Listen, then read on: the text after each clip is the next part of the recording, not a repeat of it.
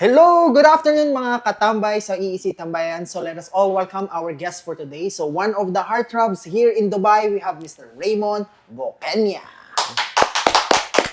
Yan, Mon. Thank you Ay, so sir, much thank sa you. pagpapa-unlock ng aming imbitasyon dito sa EEC Tambayan. No?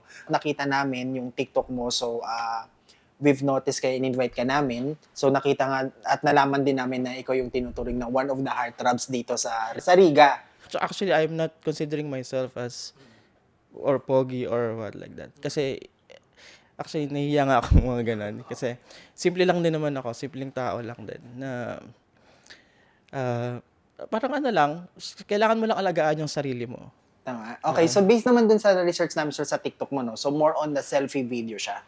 So, kailan ka nag-start na ganong content yung ano mo?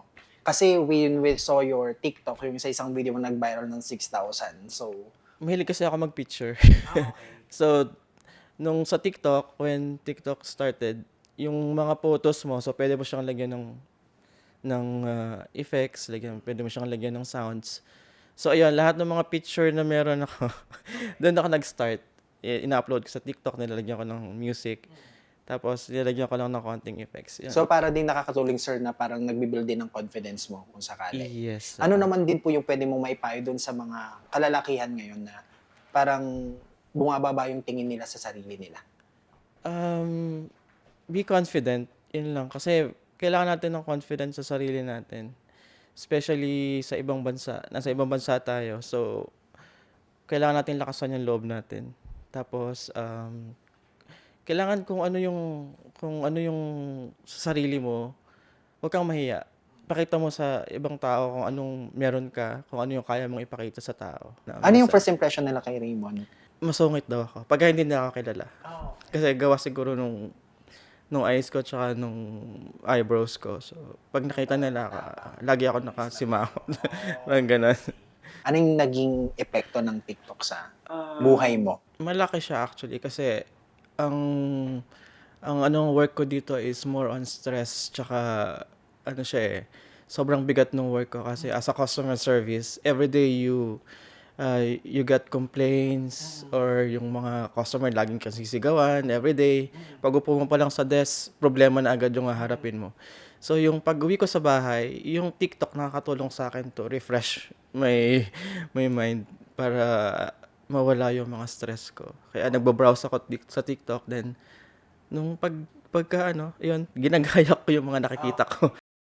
You've been here in Dubai for 13 years. Yes po. So, ang tagal na, no?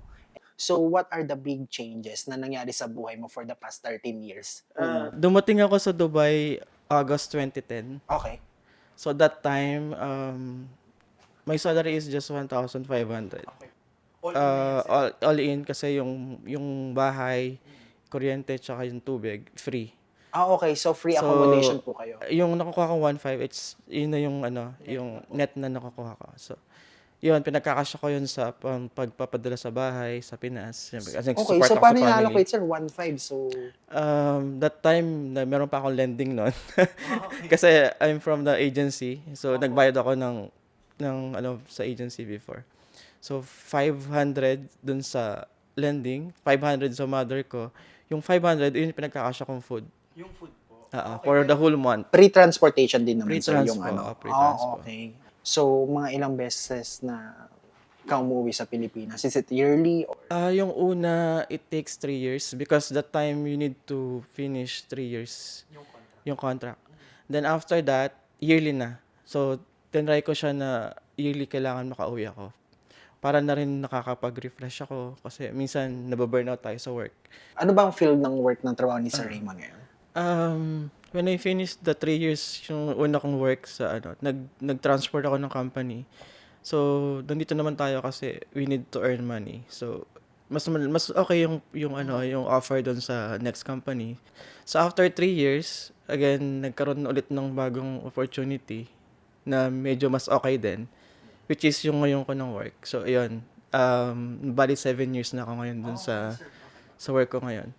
Before, I was a promoter in that company. Like, product promoter ako sa mga supermarkets. Nagbebenta ako ng mga products, ganyan. So ngayon po, Then, after after 5 years, dinala ako ng boss ko sa office as customer service. So ngayon, customer service ako ng company namin ngayon for consumer division. Ayan mga katambay, so let's go to Fast Talk today. So ayan, so meron tayong mga questions dito sir, for Okay. Mr. Raymond. So mga, kunti lang to sir. So we have money or love? Sometimes I need money, but more on love. Alright, night or day? Night, Morena or maputi? maputi. Strawberry or chocolate? Chocolates. Short or tall? Short na lang kasi short din naman ako. Okay, black hair or blonde hair? Black hair or blonde hair? Black. Coffee or milk? Coffee. Adobo or sinigang? Adobo. Pinay or expat? Pinay. When is the best time for happiness? Every hour. Ayun. Every day. Ayan mga katambay, maraming salamat Mr. Raymond Buqueña sa Thank you. pagpapa-unlock ng imbitasyon ng EEC Tambayan. So yun po no. Sir, it's time for you to promote your social media accounts. Yes, you can follow me at my TikTok account at monskiray29 and my Facebook account Monsky Ray Buqueña. Ayan. So Monsky Monsky Ray Ray Buqueña. Buqueña sa Yeah. Facebook account. Sa So Facebook ilan na yung followers mo sir sa Facebook? Facebook ko is 4.3. 1,000. And yeah. then po yung TikTok. Yung TikTok ko nasa 2,000 siya. 2,000 na rin. 2,000 Ayan, pa. yan. Ayan, guys. So, let us all follow his social media account, Mr. Monsky. And for more episodes of Tambayan, like and follow our Facebook and TikTok account, EEC Studio. Thank you so much, Mon. Thank you. Thank you so much, mga tabay. See you soon in our next episode.